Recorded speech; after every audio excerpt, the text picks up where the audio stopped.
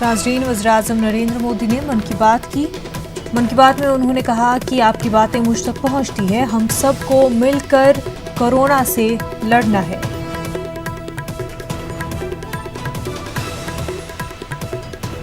वज़ीर-ए-आज़म ने मन की बात में रमज़ान की मुबारकबाद भी दी और कहा कि रमज़ान में हमें और भी ज़्यादा इबादतें करनी है, घर में रहकर ही इबादतों का एहतमाम करना है और कोरोना से बचना है।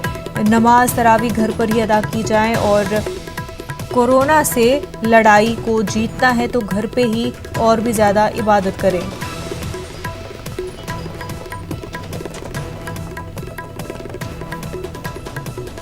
वज़ीर-ए-आज़म नरेंद्र मोदी ने मन की बात की। रेडियो पर वज़ीर-ए-आज़म नरेंद्र मोदी ने मन की बात की। माह रमज़ान कोरोना वबा के दौरान आया है। इस महीने को सब्र, खिदमत और भाईचारा वाला बनाना है। पीएम मोदी ने मन की बात में रमज़ान की आमद पर कहा कि रमज़ान कोरोना वायरस की वबा के दौरान आया है।